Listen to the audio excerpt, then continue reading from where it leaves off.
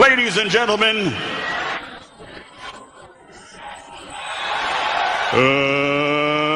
let's get ready to rumble! In the blue corner, with 59 points, the defending champions, Mount Pleasant.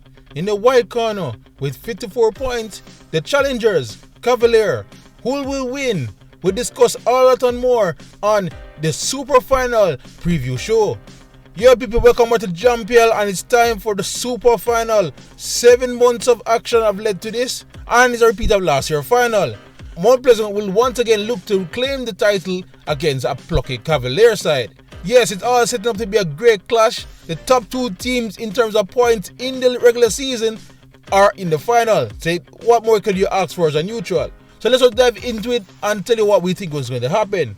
So first of all, let's just kind of explain how both teams basically get to here. As I said to you, both teams finished the regular season, and the top 2 teams, Mount Pleasant, won the regular season with a record of 18 wins, 5 draws, 3 losses, and a goal difference of 22. Cavalier made it to the playoffs with the second best record with 16 wins, 6 draws, and 4 losses with a goal difference of 31. So yeah, of course, they went to the playoffs. Mount Pleasant got past Waterhouse first with a 1-1 in leg 1, then a 2-1 victory in leg 2, while Cavalier also had a semi-final bout. They had a 1-1 draw with Arnett in leg 1 before dispatching them 3-1 in leg 2. It all led to this, the final. Let's just look into what Mount Pleasant tactical setup might be like, and honestly, I think that Top of Whitmore would not change anything from their victory over Waterhouse last time out, except for, of course, Dyer, who was missed out because of the red card. So you expect the usual 4-3-3. I expect Duxton to be at the base of that midfield. I expect DeMario, Phillips, and Guthrie to be back in midfield, while the top 3 remain the same. So yeah, expect Green once more to play as a starting centre forward. So moving on to Cavalier now, it will be a little more tricky to see what they will do. They've been flipping and flopping their formation and selection of people all season long, and they also did that with 2 separate tactical setups against Arnett in the semi-final. So rule of speed as usual, it's very hard to think what he will do. He can either go with a 3-4-1-2 or a 4-2-3-1 or a 4-3-3. So the key here for Cavalier, how to really nullify and stop the antics of Devontae Campbell. So maybe the setup best for this is the 4-2-3-1 with the 2 sitting at the base in front of the back 4 being Cadet once more and Adrian Reed Jr. They both played well against Arnett, and then basically they will look to nullify Campbell like they did against Dixon. So that would be interesting there. As for the top 4, expect Atkinson to play on the left side again. Calvin, who don't necessarily seem the most comfortable on the right, should be there. And I feel that Speed is going to go for try to get an early goal and try to set the pace early. So I feel that Thomas will start again behind Stein.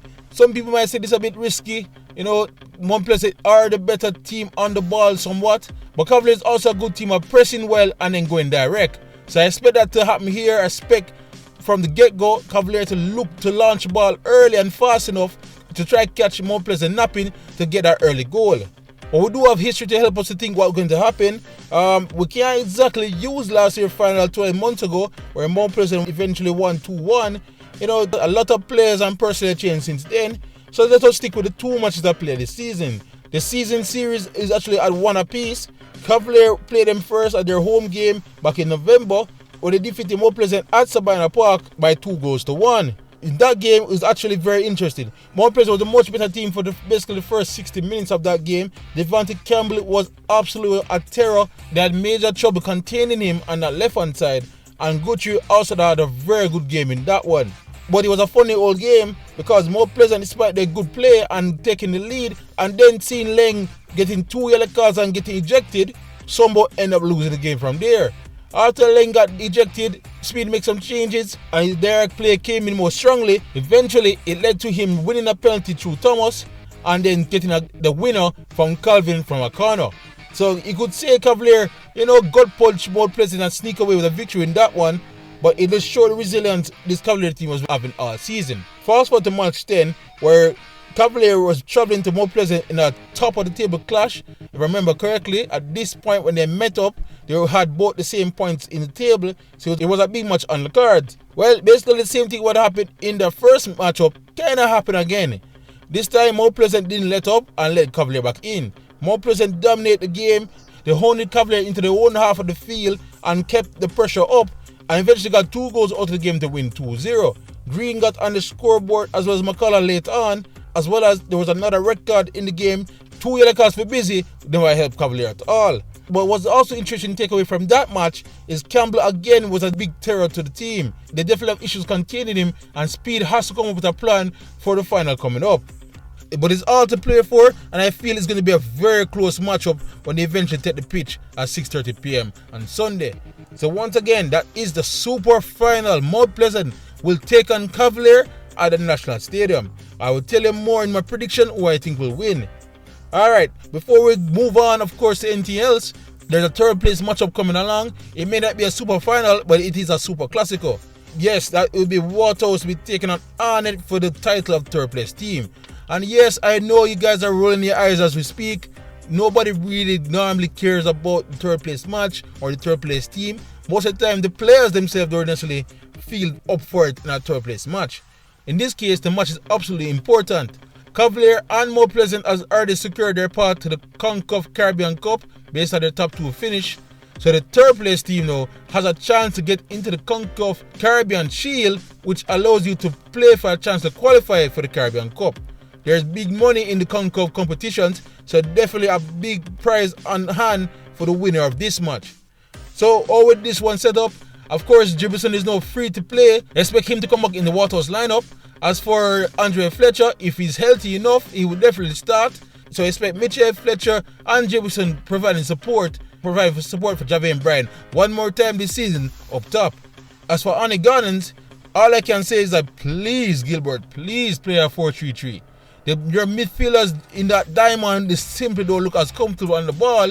And while I understand that you have to utilize the 4-4-2 to get past Portmore, it's simply not really working since then. If he goes to a 4-3-3, the next question is, will Fabian Reed start? He came on towards the end of the game to play roughly 30 to 40 minutes, and he did provide a spark immediately. So he may be up for it for start this time, which means that Dixon might move to the left wing again if it's a 4-3-3, or play on the right and see Arboy play on the left. Those wingers can interchange, so there'll be no problem. Shepard has to play in this midfield despite his up and down performances in the playoffs, as long as Jaheim Thomas should come back as well. Marlon Martin has come in some criticism, and I think he will still keep his place in that midfield despite those criticism. So it's all down to the back 4. Watson had a shock of a game against Cavalier last time out, but Arnett didn't really have much centre backs around there, so he keep his spot alongside Willis. Wizard should come back, I felt. He does provide an attacking spark, as well as Phil on the wing should keep his spot as left back. So yeah, let me just take y'all quickly down into memory lane to see how their matchups went this season.